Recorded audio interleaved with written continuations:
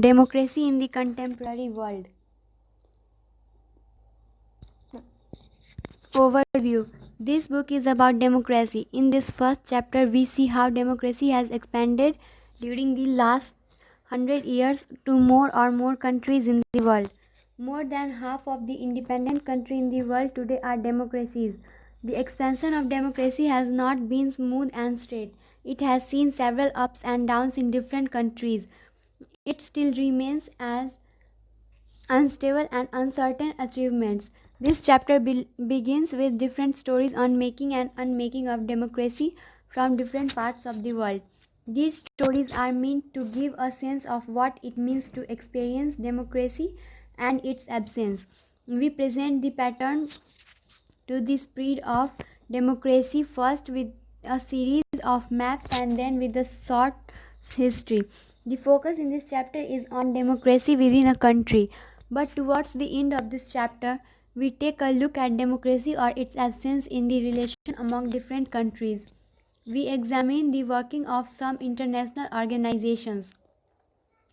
This allows us to ask a big question. Are we moving towards democracy at the global level? 1.1 Two Tales of Democracy. Workers of my country, I have faith in child and its future. Other men will overcome this dark and bitter moment when treason seeks to prevail. Keep in mind that much sooner than later, the great advances will again be opened, through which will pass free men to construct a better society. Long live child, long live the people, long live the workers. These are my last words, and I am certain that my sacrifice will not be in it will be a moral lesson that will punish felony, cowardice, and treason. These are some extracts of from the last speech of Salvador Allende, pronounced Anthe.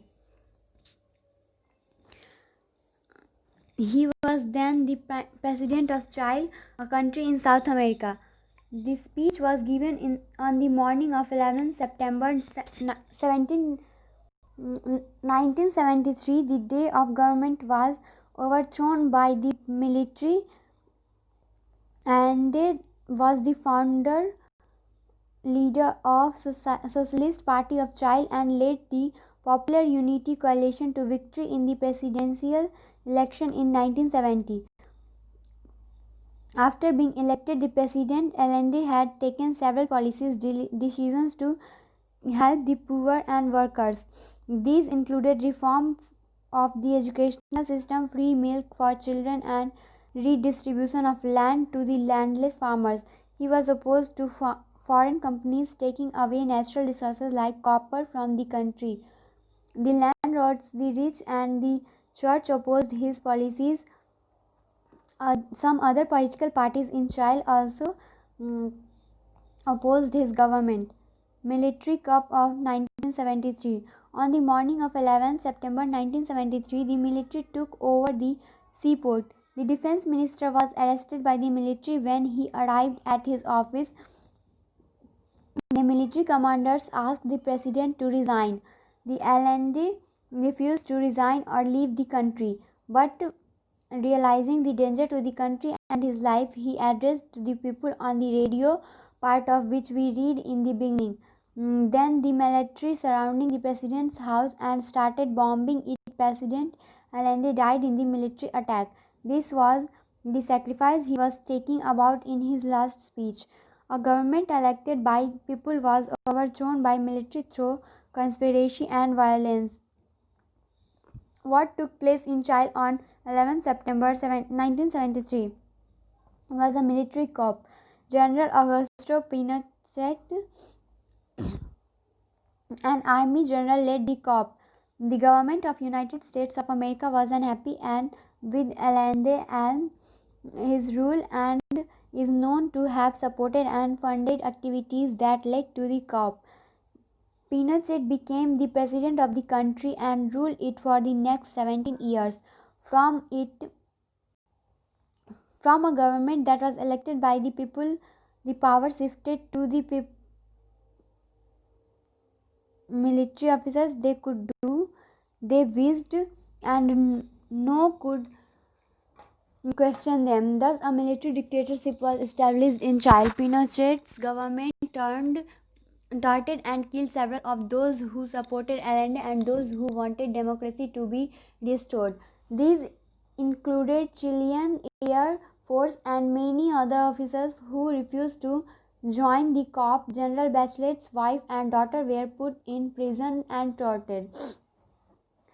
More than 3,000 people were killed by the military. Many more people were reported missing. No one knows what happens to them.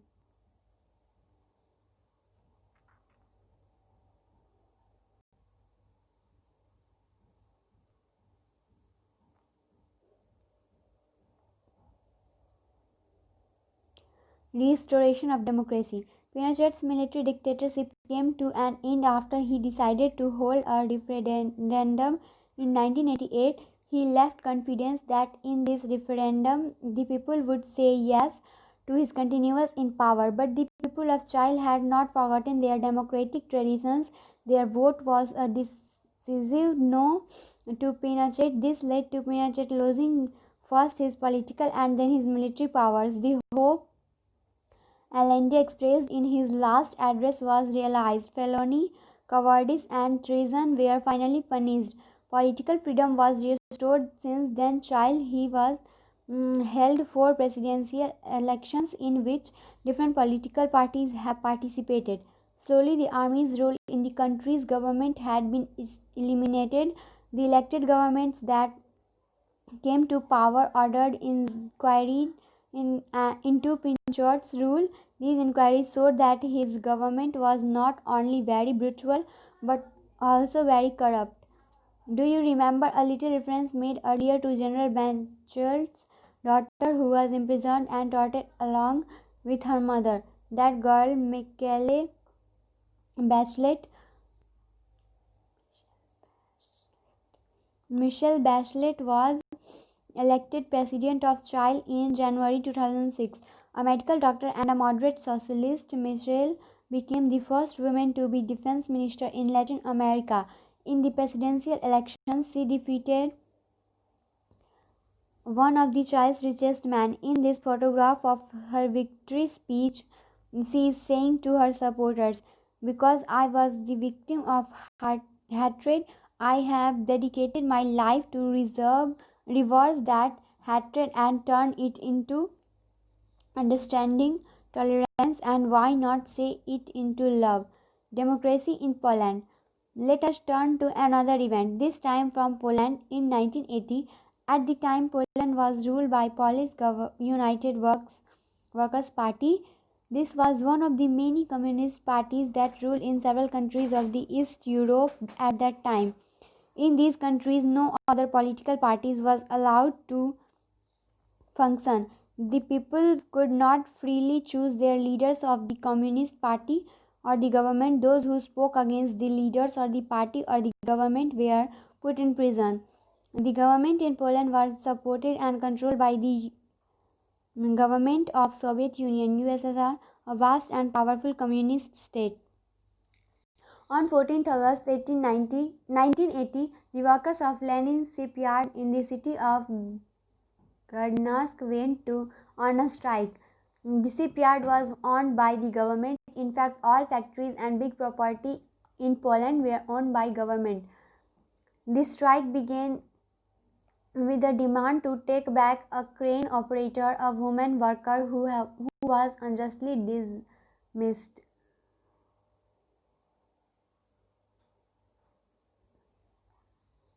from service. This stroke was illegal because trade unions independent of the ruling party were not allowed in Poland. As the strike continued, a former electrician of shipyard Lech Walesa joined the strikers. He was dismissed from service in 1976 for demanding higher pay. Walesa soon emerged as a leader of the striking workers.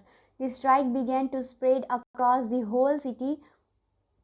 Now the workers started raising larger demands. They wanted the right to form independent trade unions. They also demanded the release of political prisoners and an end to censorship on press. The movement became so popular that the government had to give in. The workers led by Valencia signed a 21-point agreement with the government that ended their strike. The government agreed to recognize the workers' right to form independent trade union and their right to strike. After the next agreement was signed, a new trade union called Solidarity was formed. It was the first time an independent trade union was formed in any of the communist states. Within a year, Solidarity swept across Poland and had about 1 crore members. Revelations of widespread corruption and mismanagement in the government made matters worse for the rulers. The government, led by General Jaruzelski, grew anxious and imposed martial law in December 1981. Thousands of Thousands of Solidarity members were put in prison. Freedom to organize, protest, and express opinions was once again taken away. Another wave of strikes, again organized by Solidarity, began in 1988. This time, the police government was weaker, the support from Soviet Union uncertain, and the economy was in decline. Another round of negotiations with Valencia resulted in an agreement in April 1989 for free elections. Solidarity contested all the 100 seats of the Senate and won 99 of them.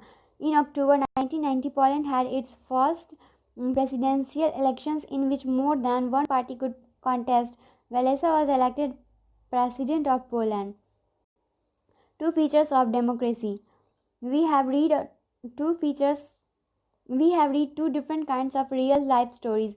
The stories from child was one of the democratic government led by Allende being replaced by a non-democratic military government of Pinochet, followed by restoration of democracy. In Poland, we tracked the transmission from a non-democratic government to a democratic government. Let us compare the two non-democratic governments in these stories. There were many differences between Pinochet's rule in Chile and communist rule in Poland. Chile was ruled by the military dictator while Poland was ruled by a political party. The government of Poland claimed that it was ruling on behalf of working classes. Pinochet made no such claim and openly favored big capitalists, yet both had some common features.